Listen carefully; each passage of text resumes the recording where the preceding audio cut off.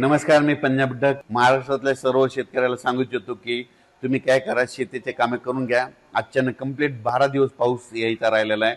म्हणजे 12 दिवसा पाऊस राहिला आहे, म्हणजे 12 दिवसानं मान्सूनचा पाऊस येणार आहे. म्हणून हे सर्वप्रथम शेतकऱ्यांनी अंदाज लक्षात घ्यायचा आणि शेतीचे कामे करून घ्यायचे.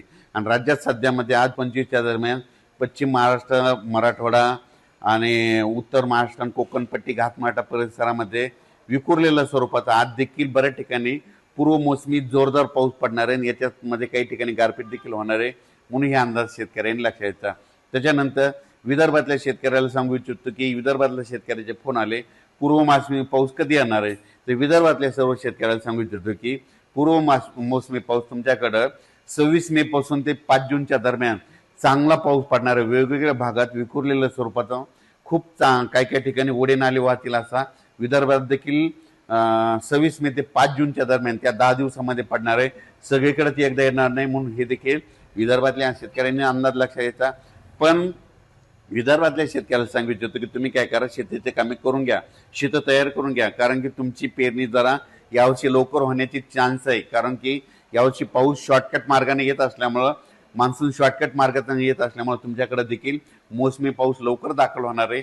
म्हणून शेतीची कामे विदर्भातल्या 6, 5, 11 जिल्ह्यांमध्ये वर्धा, नागपूर, भंडारा, गोंदिया, चंद्रपूर, यवतमाळ, वाशिम, हिंगोली, त्याच्यानंतर बुलढाणा, अकोला, अमरावती, इकडं नांदेड जिल्हा, यवतमाळ जिल्ह्यातल्या शेतकऱ्यांनी शेतीचे कामं करून घ्या. कारण की पूर्व मोसमी पाऊस तुम्हाला पडणार आहे, त्याच्या पाठीमागून लगेच मोसमी पाऊस येणार आहे. म्हणून तुमच्यासाठी खूप चांगलं वातावरण राहणार आहे. म्हणून हे देखील लक्षात घ्यायचं. परभणी जिल्ह्यातल्या शेतकऱ्यांनी देखील शेतीची कामे करून घ्यायची. कारण की परभणी जिल्ह्यात देखील काय होणार आहे, म्हणजे मराठवाड्यात देखील काय होणार, मराठवाड्यात देखील तुम्हाला सांगतो, परभणी जिल्हा झालं, लातूर जिल्हा झालं, बीड जिल्हा झालं, धाराशिव जिल्हा झालं, ह्या पट्ट्यामध्ये काय होणार, पूर्व मोसमी पाऊस काय होणार आहे, अगोदर थोडा जास्त पडत असल्यामुळे काही भागामध्ये जास्त पडणार आहे. पण मराठवाड्यातल्या शेतकऱ्यांनी तुम्ही काय करायचं, अचानक कंप्लीट आपल्याला पाऊस येण्यासाठी 12 दिवस शिल्लक राहणार आहे. 5-7 जूनला पाऊस येणार आहे. म्हणून हा अंदाज लक्षात घ्यायचा. पण बदल झाला तर त्याचा परत निषेध दिला. पण माझं म्हणणं आहे, तोपर्यंत आपण आपल्या शेतीचे कामं करून घेणे सगळ्यात महत्त्वाचं आहे. उत्तर महाराष्ट्रातल्या शेतकऱ्यासाठी एक आनंदाची बातमी, उत्तर महाराष्ट्रातील काय होणार आहे, म्हणजे 26-27 मेच्या दरम्यान देखील पूर्व मोसमी पाऊस असणार आहे. आणि उत्तर महाराष्ट्रात देखील काय होणार आहे, म्हणजे 1 जूनच्या नंतर देखील बऱ्याच ठिकाणी तिकडल्या भागात देखील चांगला मान्सून पूर्व, नंदुरबार जिल्हा झाला, धुळे जिल्हा झाला, जळगाव जिल्हा झाला, नाशिक जिल्ह्यामध्ये पाऊस बरसणार आहे. म्हणून हे अंदाज लक्षात यायचा. पण उत्तर महाराष्ट्रातल्या शेतकऱ्याला सांगू इच्छितो की तुम्ही काय करा, म्हणजे 5 जूनच्या अगोदर तुमचे शेतीचे कामं सगळे रेडी करून ठेवा. कारण की मान्सून पूर्व पाऊस बी बरसणार आहे आणि त्याच्या पाठीमागून मान्सून येईल. म्हणून पीक यावर्षी पण सर्व शेतकऱ्याला सांगू इच्छितो की शेतीमध्ये पेरणी करत असताना, लागवडी करत असताना स्वतःचा निर्णय स्वतः घ्यायचा. जमिनीमध्ये ईदभर ओल गेल्याच्या नंतर तुम्ही पेरणीचा निर्णय घेऊ शकता.